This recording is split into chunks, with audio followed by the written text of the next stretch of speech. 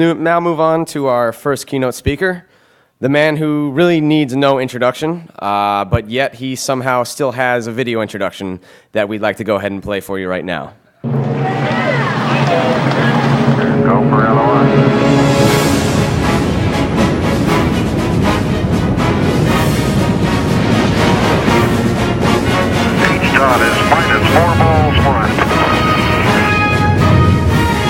The U.S. government spent billions of dollars going to the moon. They got there, and just as they got there, everybody got color television sets, and they got to the moon. It was pretty well black and white. 1972, Apollo 17, last mission on the moon, and during the Nixon administration, shut it down. We, as Apollo's children, felt we were Apollo's orphans. We had been left out in the cold. It was over in the government's minds, but a lot of young kids there, myself included, were ready for what was next. The right chemistry, the right mix, the right matrix of people, of vision, wealth, courage, a little bit of craziness, okay, a whole lot of craziness, teamed up and said, let's go do something important. Let's change the future. Walt pulled together an ad hoc group of people that he knew, and it wasn't so much a company, it was more kind of entourage. It was like they came out of a band. Here we were going to negotiate a deal to open a frontier in a place that felt like a frontier at the time. Here you had a serious situation to take over the manned space station. Would you like a space station? Because I think we can get it. We had a mega business plan that was going to grow into probably the biggest business plan ever. The audacity of leasing a 130-ton space asset and privatizing it is the realm of science fiction. Pressure was incredible. The Russians were being squeezed hard by the United States government to take the Mir out. Gus said, you're a doomed man if you do this. They are going to come after you with everything they got.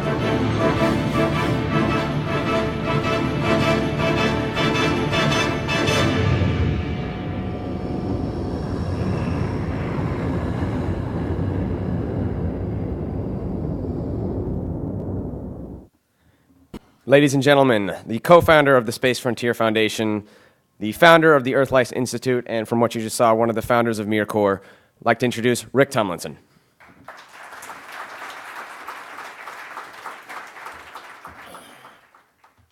Good morning. You are still alive.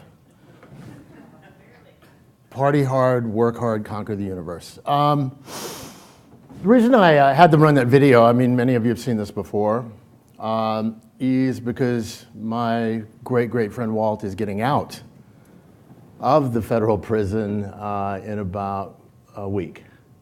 And I'm just really excited. And he's already got business plans. He's already ready to kick it again. They did literally go after him with everything they had, mainly the IRS, which is the big one. B-2s are nothing compared to the IRS. So I'm really excited about that.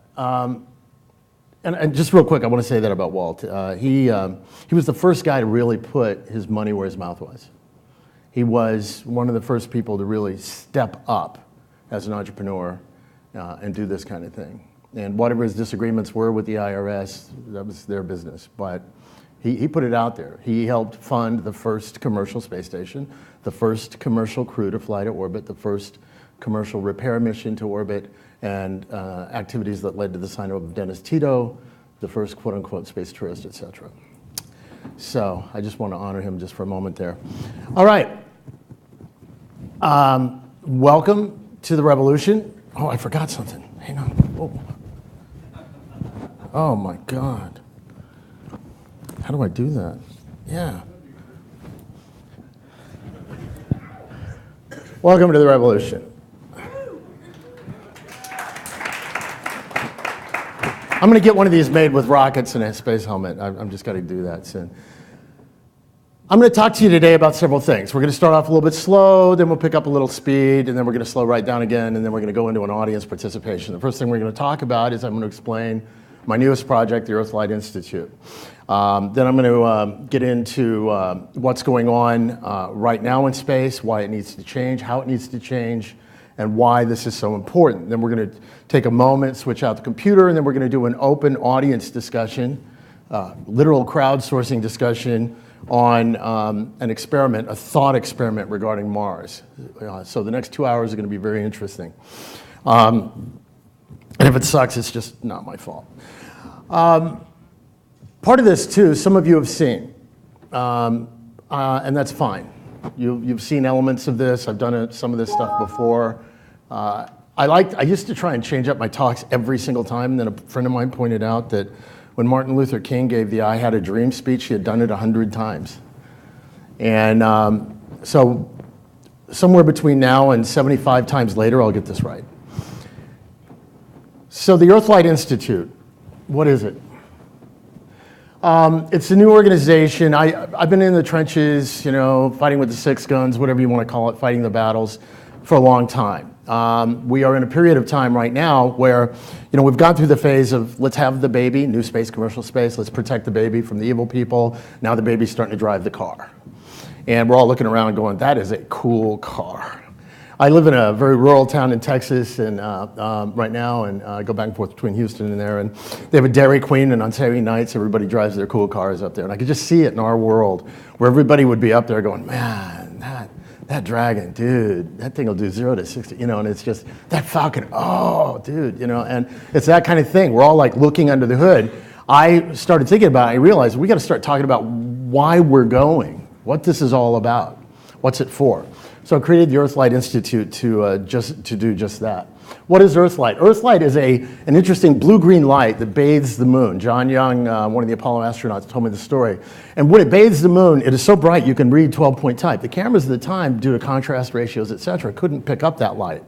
But what was really interesting to me is I started thinking about it, that particular light, which is generated by a G-class star just like ours bouncing off the planet Earth, is unique. That light, that spectrum of light is a unique kind of light. So I wanted to get into the very core of what it is we do, why we do it. So this is the mission of the Earthlight Foundation, to carry the light of life to places now dark, the seeds of life to places now dead, and the eyes, hands, and minds of humanity to places yet unseen, untouched, and unknown. That's a very airy-fairy thing. But you know what? It's time for us to come out of the airlock. See, this is what we do. You're not making a profit right now. You know, the joke is if you want to become a millionaire in space, start with a billionaire, or start with $1 billion. I mean, we're here because we have a belief. It's untested, unproven. It is a belief. It is a faith. It is an article of faith. And that's what we're about. I was able to bring together some good friends, start the organization, a space artist named Pat Rawlings, whose work you'll see in here, and you've probably seen around in NASA, one of the great space artists in the world. Another guy named Charles Collis, who is the head of advanced engineering for Dyson Limited, the vacuum cleaner people. Eric Evanson, who had done some DARPA work. Aaron Osterly, who's here. Luisa Fernandez, Luke Izak, and a few other folks who are Justin Seipels and some other people. And they've been working with me for a few months on this. We're starting to roll it out slowly. I want to be very clear. Earthlight Institute is not an activist organization. We are not competing with NSS or the Space Frontier Foundation, etc. We are going to be a home for the vision, but because I believe you can't be walking the walk unless you can, or talking the talk unless you can walk the walk, we're also going to be doing research and looking into various activities that support us. So, vision, creating, why we're going, where we're going.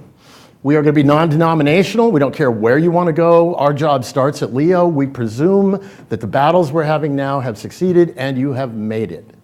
And we don't really care how you got there. Magic fairy wings, I don't care.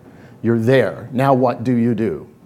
And to be credible, we have to create a technology path because at the core of this particular faith, unlike some others, is based on or has to be carried out by people who are engineers and very rigorous, et cetera. So we're going to be looking at real activities to make that work.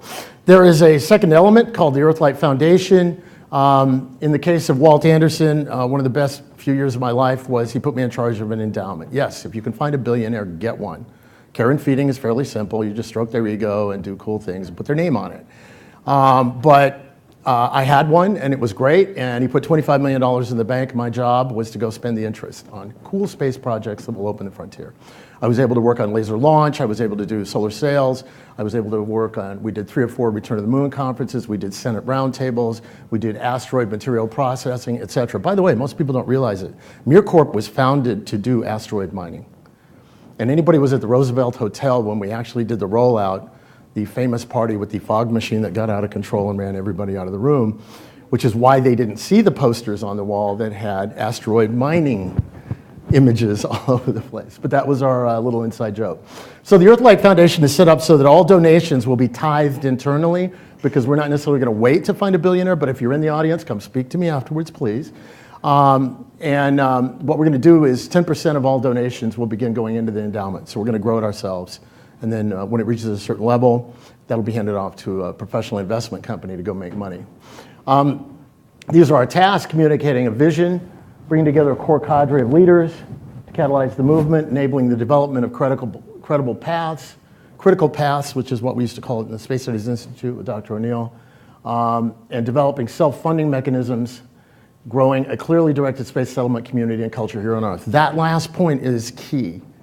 The subtext of everything we're doing, see, we are in what I call a movable church.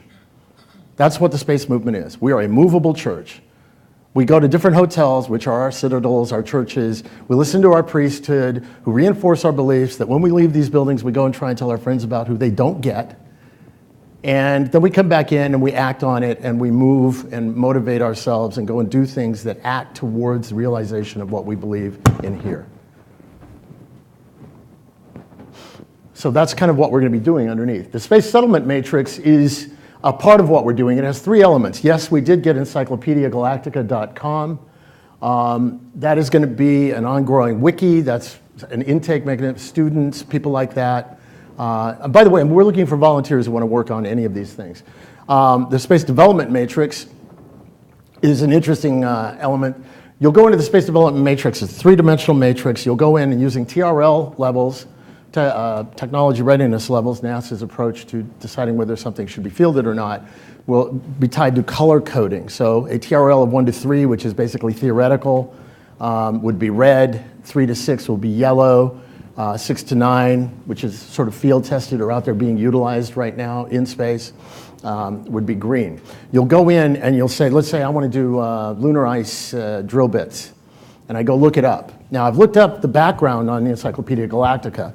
Think of these as organic trees with overlapping and intersecting halls or limbs. And so now you go in there and say, okay, I want to do lunar ice drill bits. Nobody's doing it. Okay, I'll introduce it as a topic. Now it's a red. Now I'm going to work on it. I'm going to do a paper on it. So I drop in my name. I'm an ISU group. I'm a National Space Society chapter. I am a NASA group. I'm an entrepreneur with a company. I'm going to drop in my abstract or my business plan. I'm going to tell you when I'm going to be ready to talk about it, and off we go. And so people can find you, contact you, et cetera. Now, when you become a member of the Space Development Matrix or the Space Settlement Matrix, you'll be involved in being able to vote this up and down vis-a-vis priority as to whether it's relevant and important to the critical path. The idea here is a 3-dimensional checklist that will allow us to gradually say, we've got that done. We've got that done. Okay, now we need to focus on this. Oh, you know what? I haven't thought about that. And we want to open this up. This will be sort of working our ways into an open source approach to space. Because there is some kid in Mumbai, we're going to be sitting there, we're going to be, I need to be able to levitate this box and translate it from here to here, and then reorient it this way, and I need to create an algorithm that I can put in a computer, and the kid's going to go, a handle? That's the kind of thing that's going to happen. If we open it up, they're going to come in and go, somebody's going to come in and go, I would try a handle. Oh yeah, that works. So that's the kind of thing. We want to open this up. We don't know who knows what we don't know. And we want to give them access and bring them in. The RealWare development project, Charles Collis, who I mentioned from Dyson, is leading that. We're going to be doing open source space hardware. There is debate and discussion as to whether open source hardware exists. Charles is one of the philosopher kings of this realm. According to him, and this is not my realm, I'm being educated, But apparently there is a lot of work that needs to be done to do very basic open source hardware, to take it down to its basics. So we're going to be going out and doing some grant proposals and creating the RealWare project. And then there's individual projects. If you want to come and work with us, just come talk to us. We're going to communicate the vision through the art and media project that Pat Rawlings is leading. Our friends at NewSpace, we have the lead animator from Babylon 5. We have some other people involved. We're going to be putting out vision. These are all mutually supportive activities. The idea is that this is going to be vision-driven but technically correct visualizations.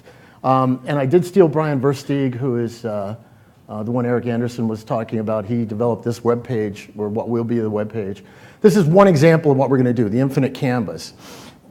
This is just a frozen shot. What they do is they're going to take this scene, put it up, and if you're a member, registered member, by the way, you have to pass a test to be a member of Earthlight. You have to agree that the human settlement of space and expansion of life beyond the Earth is the goal that you share, and give us some money unless you're an artist, because artists don't have any money, but just give us a picture. Now, the artist will download this and put their own rover on it. And when he's done with it, or she's done with it, they'll upload it. Now we have two pictures, one with a rover, one without. The next person can come in and take either the first one or the second one, download it, put the rover, the next lander, or the mining device, or the ISRU device in there, put it back up. Now we have 3 pictures, et cetera, et cetera, et cetera, and it begins to grow. And what we call the infinite canvas. And then on periodic basis, the best picture will be voted by the members, and that'll become one that goes into the rotation on the front page of the website, et cetera. We will eventually do this for asteroids. We refer to that whole realm as free space, by the way, in Earthlight. Space Law and Policy Group, we're looking at an organization or a team within a group. I have a guy named Steve Wolf who wrote the original Space Settlement Act, and a couple of other people that are getting involved. We're going to be looking at creating a team that's all these projects, by the way, are self-managed, quasi-independent projects. They're all very different in structure and have different approaches to things. So they're going to be going out and re-examining things from the perspective of settlement. This is not some AIAA subcommittee that's chartered to look at space law. They're coming at it from settlement. I'll get back to that in a minute. Underlying it all is the creation, again, as I said, of community and culture. I'm going to use 2 really bad religious examples, but what the hell, it's the morning. The Puritans, when they came to this new world, had already created a culture. They had their culture. They had their art, their music, they had their belief sets, they had all of their culture, their hierarchy, their own mores and customs, etc. They took the spacecraft of the time, crossed the space of the time, and went to a new world. The Mormons in Missouri, they took the Conestoga wagons, the spaceship of their time, crossed the space of their period, and took their pre-established culture and put it into a new world. We have the beginnings of a space culture. It's all around us, especially if you see some of the younger crowd, the space up people, things like that. That's turning into a culture. So the idea is to take that culture and give it a place to live, to prosper, to where the science, the art, the music, the fashion, the architects, everybody can work together and create this. Those of you who were around in the early days of SSI, I see at least one, maybe a few others of you, know what that was like, and it was an amazing time. We're going to bring that back and make it bigger. New Worlds is the conference, 4-day event, Moon, Mars, Free Space, and Earth, just because I like throwing people who don't get along together into the same place. So with any luck, I'll maybe get Paul Spudis to do the Moon, and Chris McKay Mars, and John Lewis Free Space, or SSI to run that. And Earth is spin back, not spin off. Our point with Earth part, it's called Earth 1, is that if we're going to be on Mars, taking soil and getting like really minute amounts of minerals out of it, why can't we do that in the Mongolian desert? If we're going to be doing closed life support systems, why can't we create partially closed life support systems? And yes, we have to do biosphere and do it right, so we can kind of erase that little giggle factor that comes up there. Somebody needs to go out and do that one. But why not? Why not bring it back that way? It'll be an academic conference. There'll be a call for papers. These are going to be peer-reviewed papers. There'll be a published volume, so you can say you were published. Very high-end, but we're going to take in new ideas. Again, with the old Space Studies Institute conferences, we used to call them the not ready for prime time conferences. You could go in and say, I'm going to mine ice on the moon because I think there may be ice on the South Poles, and not get laughed out of the room in the early 80s.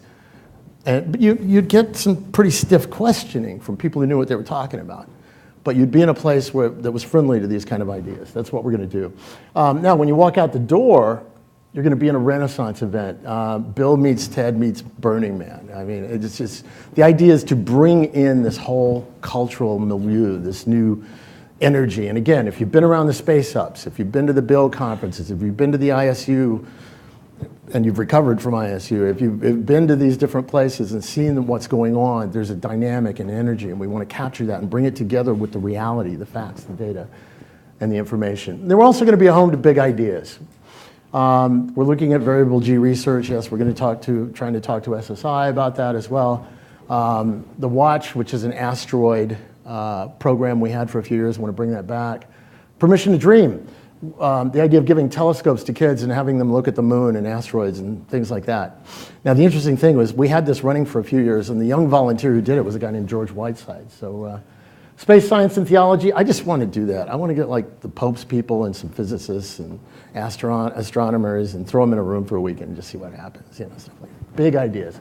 Now, why is this important? Because this all came from a big idea. This guy was, Gerard K. O'Neill was my mentor. He's the godfather of soul of our movement. He's the man. He's the one who started it all, brought it all together, and put us all together, and gave us permission to dream. Many of the people you hear about either began with Space Studies Institute and Dr. O'Neill, or were inspired by it, or came from organizations that those people that came from that movement founded and created. Why is it important that we talk about why and where we're going? Because this is what the world sees, a rich guy flying into space, a 1%er flying into space. What we have to do is recontextualize that. We have to begin to tell a new story that involves the people of the Earth and the future of the Earth, a new story that they can relate to, that they have the possibility of participating in, perhaps in suborbital activities or flying CubeSats, things like that, but one that they can actually dream about as well. So we're going to catch them by the heart, we're going to catch them by the wallet, we're going to catch them by the hands so they can get involved. It's about Earth. This whole thing is about this planet and the future that we envision. It's about space settlement. We go to space to settle space, nothing less. I can't have an argument with somebody who says, well, let's just send robots. I can't hear that. You know, I don't have a translator device for that. See, I've crossed the paradigm shift. I'm on the other side. By the way, we get to use the P word, all right? A new interface on an iPhone is not a paradigm shift. I don't care what Steve Jobs or anybody else says. It's not a paradigm shift. A paradigm shift is an absolute change in the perceptual reality and the relationship between human beings and the universe they live in, okay? We get to use the word because what we're doing is on the level of Copernicus. We are going to a paradigm shift. And on one side of the paradigm shift, the arguments that made sense before don't make the same sense anymore. So yes, we'll send robots, but robots don't breed. Robots don't imagine, robots don't perceive, robots don't settle. Human beings will follow. This is the way we've done it before. The space shuttle, brute force, let's go do it. Das Space Program, the Von Braunian approach, you know, you'll sit on your couch and be very proud of how we spend your government money until we will go into space. Well, it didn't work. In fact, you know, the model that did work was how we did the internet. Now, if we'd done the internet the way we did space, this is what we would end up with. Again, some of you have seen these slides, but I want to make this point very deeply.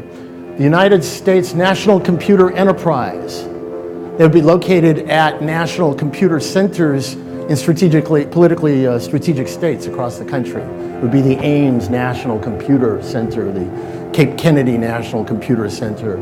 They would be named and they would be run by a set of people that have been around a long time. You'd take your punch card in if you had an interesting result, or if you ever got to fly, and you got an interesting result, you might be able to go back a few years later and fly unless the program changed. If that's what we would have in the computing world. What happened in the computing world was he gave it to the people and we get stuff like this. I won't leave that up too long because that's my personal page. We're in Silicon Valley. There was a revolution that occurred in this place, but it occurred because the government handed off on purpose, because there was a synergy, an active synergy to get that stuff out there. And look what happened. I mean, we're plugged into a global brain. I have a cell phone that if I have any question on Earth, pretty well that you can come up with, I can click it on, and I am now matrixed into the global brain.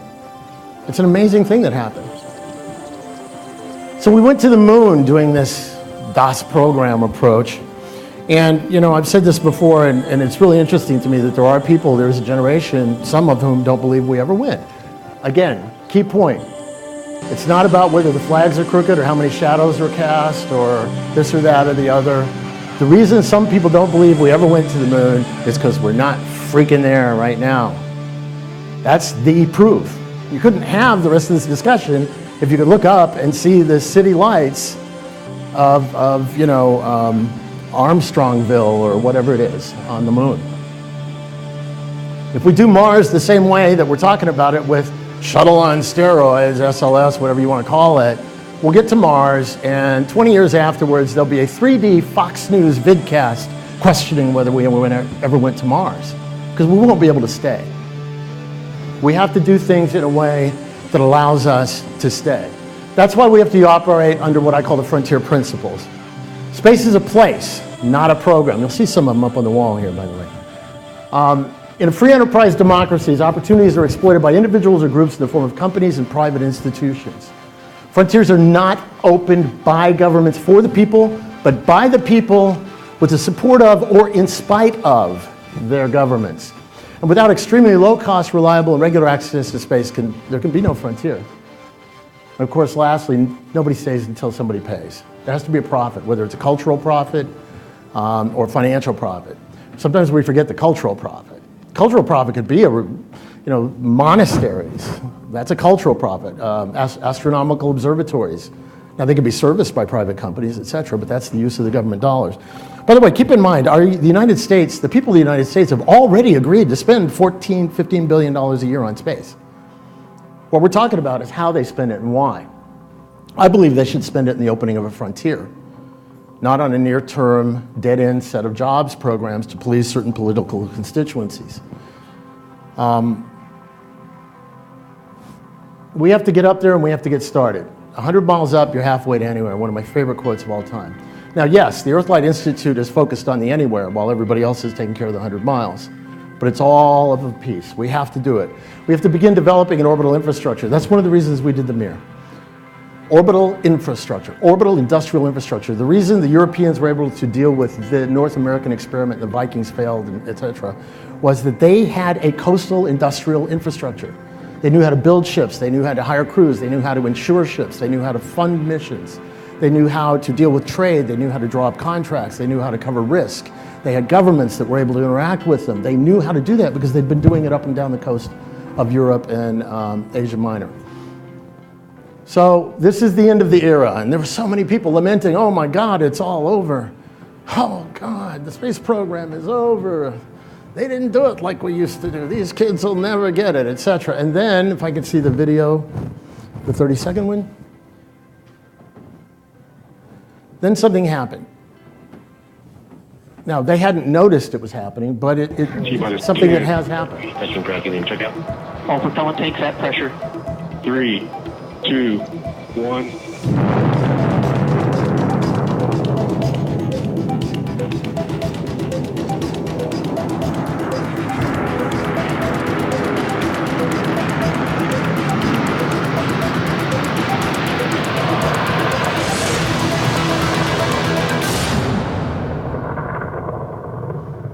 That happened. By the way, that was shot by Kyle and Ryan, the NewSpace production crew. I think the series is coming, and I think Morgan Freeman's going to be involved. Because he's their go-to guy. And if God says space is happening, it's happening, you know. So this happened. Amazing.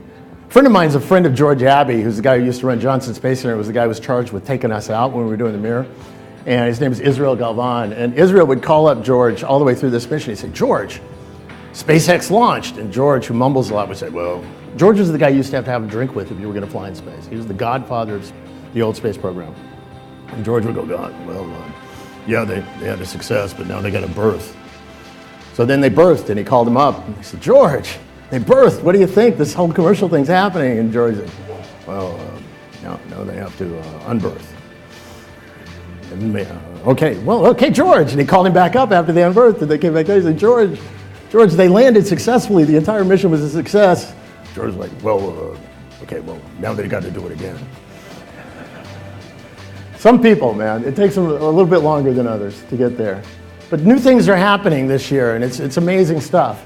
This company, which is going to be sitting in the heart of what some people would call the area of darkness, Alabama, Marshall Space Flight Center. I just think that's either one of the craziest things I've ever heard or one of the most brilliant.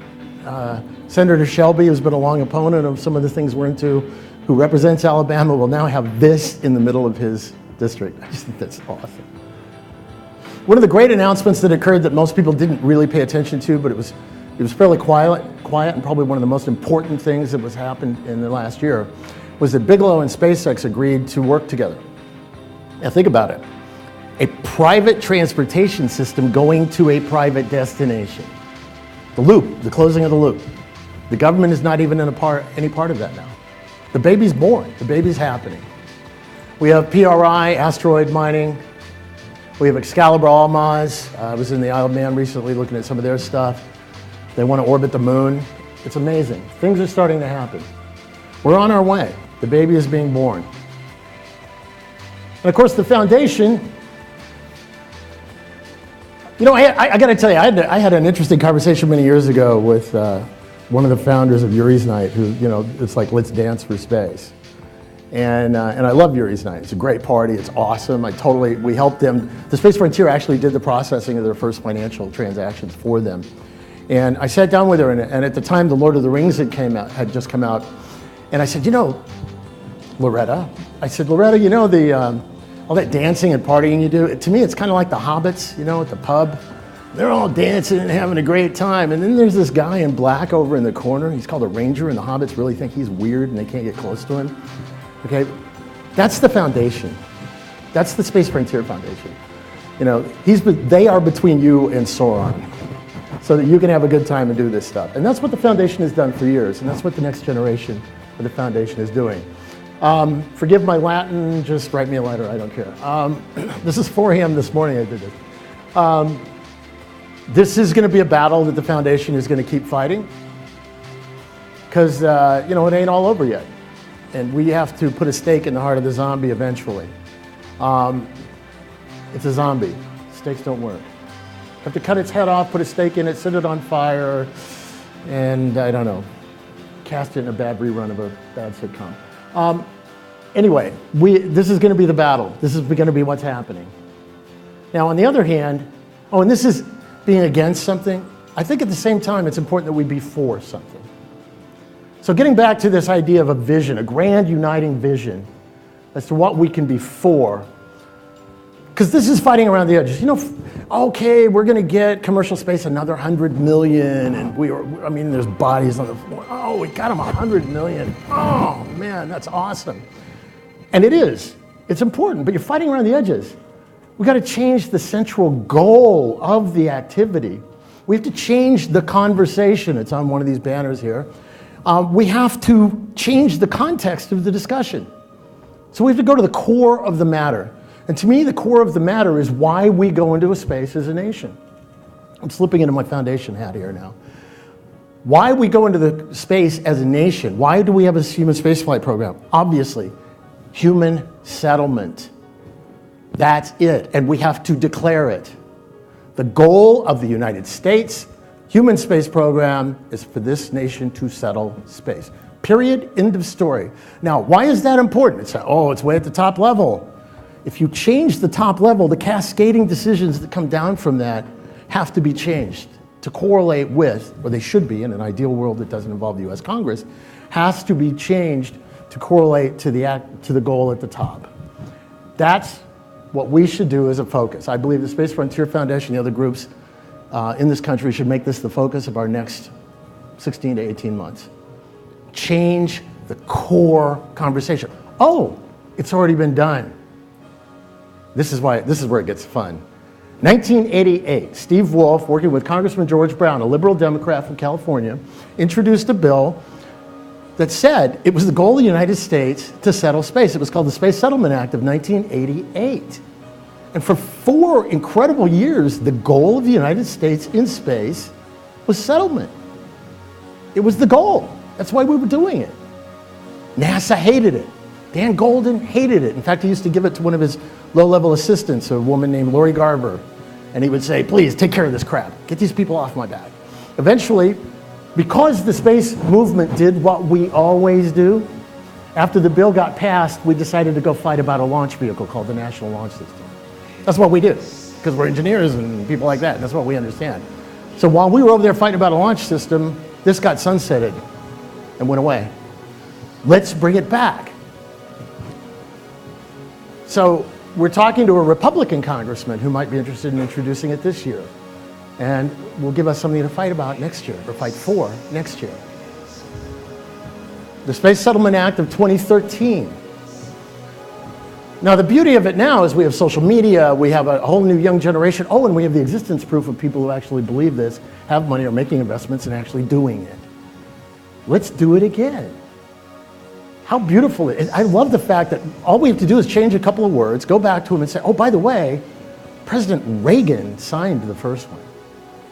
That takes care of one party right there. Oh, by the way, it was introduced by a liberal Democrat. That takes away the other party. Oh, and by the way, you've already done it. So let's just do it again. First of all, if they don't, we got a tool we can embarrass them with. And as we're doing it, we get to have a conversation about why NewSpace exists, why commercial space is happening, what's going on, and what's the context of it. We get to have this conversation, and that's our hook. We get to talk about this planet, why this planet is important, why it's important that we get off this rock and have this happen in the future, that the space settlement becomes the imperative for the human race, led by the United States. I say the United States because that's the country I'm in. Actually, I live in a country called Texas, but we're closely affiliated with the United States. It's all about getting out there. The moon, our lifeboat, where we learn to go live on the surfaces of other worlds. Commercial activities, robotics, the Google Lunar X Prize, it's coming. We're right there, it's starting to happen. Lunar bases, lunar facilities, the first communities. I believe in a two-base lunar solution. I believe that we should have a pure NASA learning how to go to Mars facility on the far side. And then the people who are operating that, supporting that, throwing bugs into the system to see how they react, or would be based at the South Pole, and they would be housed in commercially funded, sort of COTS-style funded habitats and facilities where you could have astronomers, private citizens, and the people that are supporting the guys doing the pure NASA function on the far side, and then when they're ready, they go off to Mars. I love this one because it's green. I'm a tree hugger. I'm a technologist and a tree hugger. Again, the paradigm, it shifts. Want to go to Mars? Awesome, we'll be talking about that in a few minutes. I want to see those pictures. I want to see the first live 3D shot coming from the lady's camera as she looks down in the Val Marineris. I want to see the cities of Mars begin. I want to see asteroids. I want to see what's going to happen. What can we do? Cities in space, free space. Using the resources of space, we can build anything we want. We can build it as large as we want. By the way, when I was at Dyson, I spoke at Dyson a couple of weeks ago. Two things occurred to me. First of all, note to self, don't make any vacuum jokes. But I did slip in some discussion of spinning. And I said, they call this a torus. They call this the Stanford torus. So I think it's time for a new name. I think we should call it the Dyson rotating habitat, and maybe you should fund a study on that. It's an amazing future. It's an unlimited future. We can go out there, we can do anything we want, build it as big as we want. It's available to you. It's available to us. And it came from this book, The High Frontier, Gerard K. O'Neill. O'Neill's cylinders, miles long, tens of thousands of people, as big as you want them. By the way, the whole Starship thing, totally support it, but a Starship is just a great big habitat with a big fracking motor on the end of it. So we have to learn these skills. It's time for us to come out of the airlock. It's time for us to come out and say, I believe in this. Yes, I've got a business plan that closes, and here's my exit strategy, and here's this and that, and here's my, that's great. And I believe in something. I'm doing this because I believe in something. I believe that this point of light on the edge of this galaxy is important, and it's here for a purpose, and I am here for a purpose. That's what gets me up in the morning. Yeah, I want to make a profit. I run a nonprofit. I don't do so well at it, as Bob will tell you. But I do this because I believe in something. This is important. The frontier is calling us, and it's calling us not out of accident. I don't believe we're here by accident. I believe that human race is at the end of a chain of events that are not just spectacularly awesome, amazingly coincidental, but something else is going on. I don't know what that is. You know, my talk has been called, I've called my talk God and Rockets. Whatever you call God, I don't care if you call God some guy with a beard or a bunch of people in togas hurling lightning bolts or somebody sitting in a lotus position or whatever, I don't care. But there's something going on here. 14 billion years after the universe was created, by the way, the universe was, according to theory, all created at the same time in the Big Bang. We'll come back to that in a second. 14 billion years after this happens, this solar system starts coming together, or not, 10 billion years, so about 4 billion years ago, 4.7, whatever. The solar system starts to congeal. Now, it happens to congeal around a sun that happens to be just this right particular size. Not too big. If it was like a few percent larger, you know, it would burn out. If it was a few percent smaller, it would be too cold. It happens to throw off the, you know, it has certain materials floating around it to congeal in certain levels, and there's a sweet spot created. We happen to have a planet that congeals, you know, in that sweet spot. Oh, and it's not just a planet, it's a binary planet. So it's a planet that has a molten core which generates an electromagnetic field, which happens to be the kind of thing you need to do to stop cosmic rays, which really give life a bad day. All right, and now it's got a cosmic field around it that protects the life that's in it. It happens to be a binary planet system with a moon that's just the right size to stabilize it and keep it from wobbling wildly, so the seasonal variations are within some sort of norm. And again, it's within that exact distance. If we were just a few percent further out, a few percent closer in, we wouldn't be here. It all fits, it all starts to tie together. And then, because of this, we begin to see the generation of different biochemical reactions that occur over billions of years. And out of this, some sort of living systems evolve that exist in the particular atmosphere of the time, which would be deadly to us now. And because of their interactions with that atmosphere, they convert that atmosphere into an atmosphere that we, in our biological form, can now deal with. And now that system begins to congeal to higher and higher levels of life, and eventually, at some point, that life begins to move, and that life begins to come up on the shore. By the way, there has to be a shore. Why is there a shore? Because of the activities of the plates of the planet flowing on the molten core, because if that wasn't there, then the ocean would be the same depth all over the planet, and there would be no land for it to arise to. It's an amazing set of coincidences. Oh, and by the way, every few 100,000 years, a big rock comes in and knocks everything all to hell, disrupting the system that was there before, but not quite enough to completely eliminate all the life that was there before, but just to give this other kind of life a chance to move up the scale, and on and on. Coincidence? I don't know. And that's just to get you to algae, and now algae and algae, you know, begins to reorganize, and off you come, and now something comes out of the ocean and crawls up on the shore. And that thing crawls up on the shore and begins to interact in that atmosphere, and that a new ecosystem is created.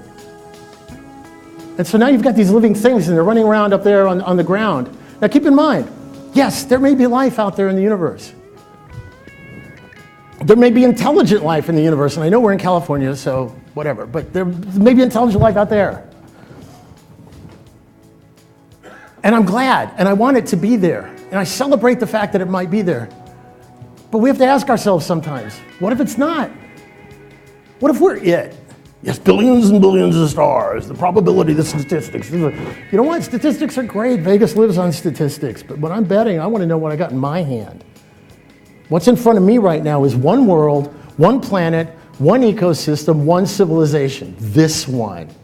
And this is the one I'm betting on. This is the one I have to cherish. This is the one I have to take care of. And by God, this is the one I'm going to spend my life and dedicate my life to spreading.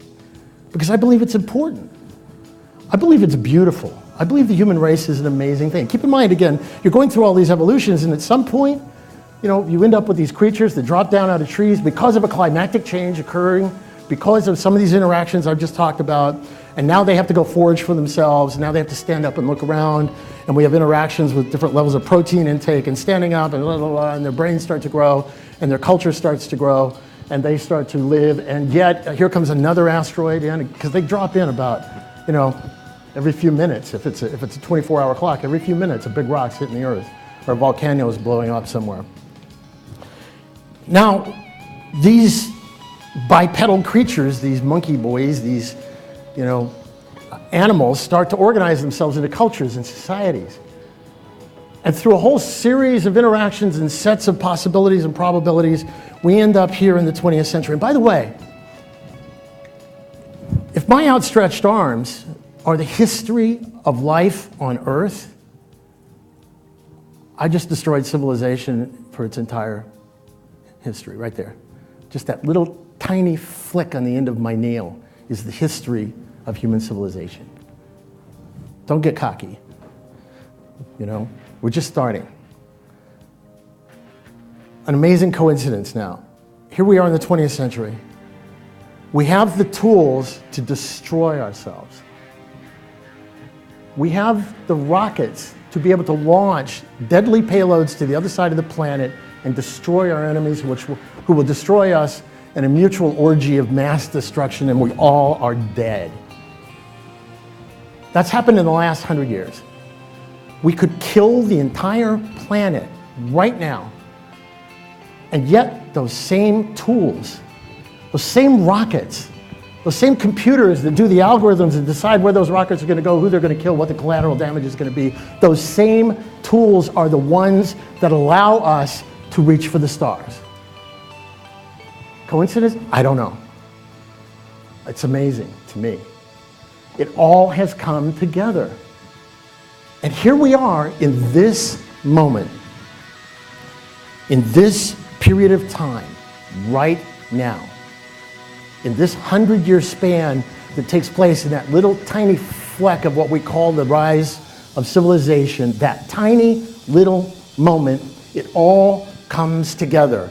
And the money arrives, and we haven't killed ourselves, and we've got the technology, and some guys are sitting out on a hunk of asphalt out in the Mojave Desert, and they hit a button and something takes off.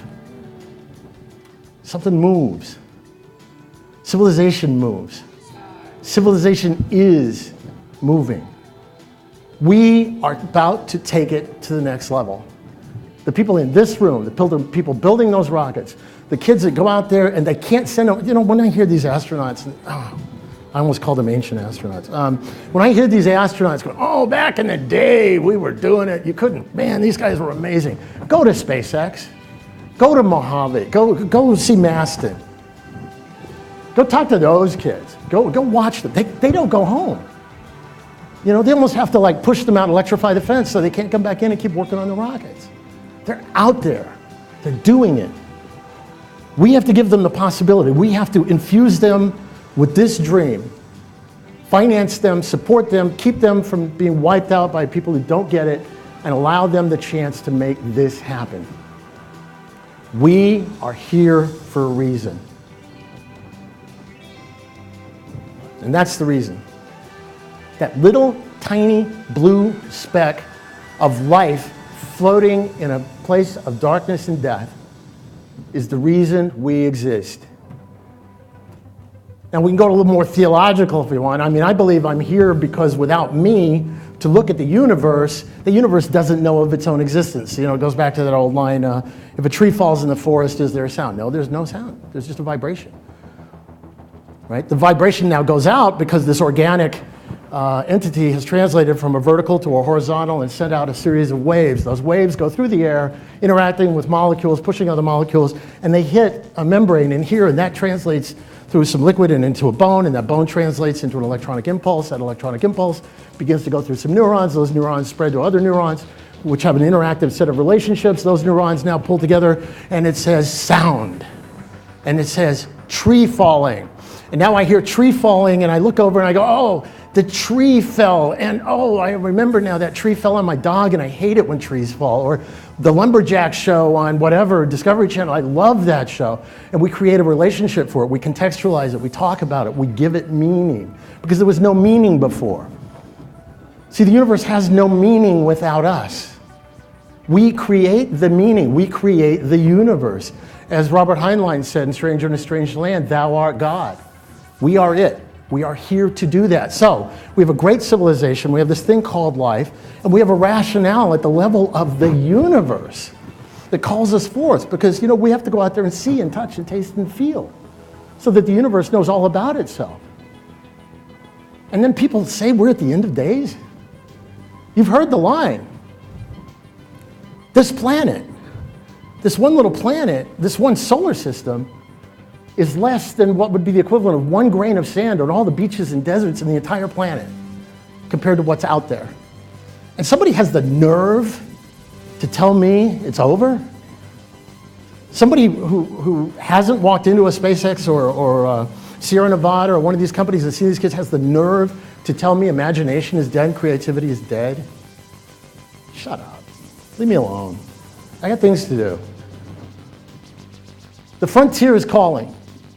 And it's our frontier. We can go together. For the first time in human history, we won't be taking it from somebody else. For the first time, we get to go together based on the merits. All of us. For the first time in the history of life, the expansion of human technology does not mean the retreat of the quote-unquote biosphere. This is where the paradigm really screws some people up. We, by building technological structures and creating technological activities in space, will be expanding the biosphere and protecting the biosphere. Some of my friends in the eco movement will come up, oh my God, you're going to go kill space like we've done the Earth, blah, blah, blah. You heard Eric talk about it. I say, hold it. Now, would you rather rip the heart out of a living mountain on the Earth, destroy all the downstream with your tailings and all this, or would you go rather mine a dead rock that's going to hit us and kill us? Their eyes roll back in their head. They don't know how to have the discussion. Spreading the seeds of life to worlds now dead. That's why I'm here. Imagine a kid growing up in a few years who can look up into the sky and see spacecraft traveling out there, the first trees getting planted on Mars, the first butterflies flying on the moon. Things like that are going on. Life is expanding. Humanity is expanding and carrying life, carrying the seeds of life. What a purpose, what a thing. We walk around, people walk around, why am I here? Why am I here? I got your answer right here. This is why you're here. This is why you're here. It's a vision worth living for, to carry the light of life to places now dark, the seeds of life to places now dead, and the eyes and hands and minds of humanity to places yet unseen, untouched, and unknown. We are the eyes, ears, hands, feet, and interpreting mechanisms of the universe. We're God, as far as I'm concerned. In that sense, we are here to do that. It's not just about rich boys and their toys. It's not just about tourists.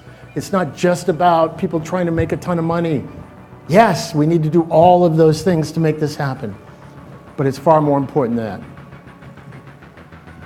It's all about living a dream and making it happen. Thank you.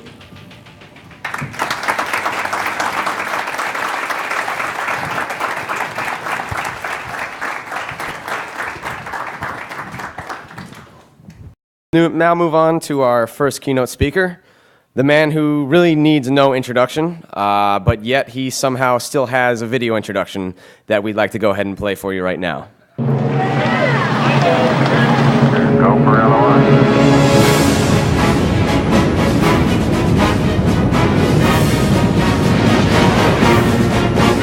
H-dot is -4 balls 1. The U.S. government spent billions of dollars going to the moon. They got there. And just as they got there, everybody got color television sets, and they got to the moon. It was pretty well black and white. 1972, Apollo 17, last mission on the moon, and during the Nixon administration, shut it down. We, as Apollo's children, felt we were Apollo's orphans. We had been left out in the cold. It was over in the government's minds, but a lot of young kids there, myself included, were ready for what was next. The right chemistry, the right mix, the right matrix of people, of vision, wealth, courage, a little bit of craziness, okay, a whole lot of craziness, teamed up and said, let's go do something important. Let's change the future. Walt pulled together an ad hoc group of people that he knew, and it wasn't so much a company, it was more kind of entourage. It was like they came out of a band. Here we were going to negotiate a deal to open a frontier in a place that felt like a frontier at the time. Here you had a serious situation to take over the manned space station. Would you like a space station? Because I think we can get it. We had a mega business plan that was going to grow into probably the biggest business plan ever. The audacity of leasing a 130-ton space asset and privatizing it is the realm of science fiction. Pressure was incredible. The Russians were being squeezed hard by the United States government to take the Mir out.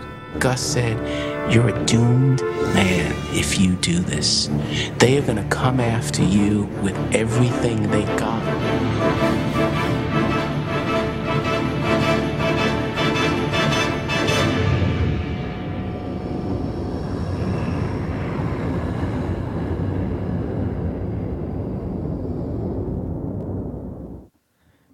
Ladies and gentlemen, the co-founder of the Space Frontier Foundation, the founder of the Earth-Life Institute, and from what you just saw, one of the founders of MirCorps, I'd like to introduce Rick Tomlinson.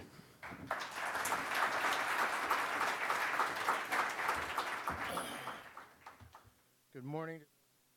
You are still alive. Party hard, work hard, conquer the universe. The reason I had them run that video, I mean, many of you have seen this before, is because my great friend Walt is getting out of the federal prison in about a week. And I'm just really excited. And he's already got business plans. He's already ready to kick it again. They did literally go after him with everything they had, mainly the IRS, which is the big one. B-2s are nothing compared to the IRS. So I'm really excited about that. And just real quick, I want to say that about Walt. He was the first guy to really put his money where his mouth was. He was one of the first people to really step up as an entrepreneur and do this kind of thing. And whatever his disagreements were with the IRS, that was their business. An experiment, a thought experiment regarding Mars. So the next 2 hours are going to be very interesting. And if it sucks, it's just not my fault. Part of this, too, some of you have seen, and that's fine. You've seen elements of this. I've done some of this stuff before. I used to try and change up my talks every single time, and then a friend of mine pointed out that when Martin Luther King gave the I Had a Dream speech, he had done it 100 times. And so somewhere between now and 75 times later, I'll get this right. So the Earth-Light Institute, what is it? It's a new organization. I've been in the trenches, fighting with the six guns, whatever you want to call it, fighting the battles for a long time. We are in a period of time right now where, we've gone through the phase of let's have the baby, new space, commercial space, let's protect the baby from the evil people. Now the baby's starting to drive the car. And we're all looking around going, that is a cool car. I live in a very rural town in Texas and right now, and I go back and forth between Houston and there, and they have a Dairy Queen, and on Saturday nights, everybody drives their cool cars up there. And I could just see it in our world, where everybody would be up there going, man, that. But he put it out there. He helped fund the first commercial space station, the first commercial crew to fly to orbit, the first commercial repair mission to orbit, and activities that led to the sign-up of Dennis Tito, the first quote-unquote space tourist, et cetera. So I just want to honor him just for a moment there. All right. Welcome to the revolution. Oh, I forgot something. Hang on. Oh my God. How do I do that? Yeah. Welcome to the revolution.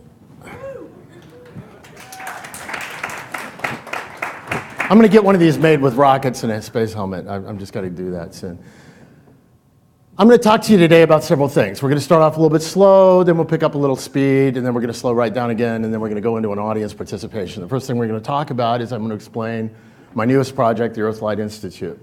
Then I'm going to get into what's going on right now in space, why it needs to change, how it needs to change, and why this is so important. Then we're going to take a moment, switch out the computer, and then we're going to do an open audience discussion, literal crowdsourcing discussion on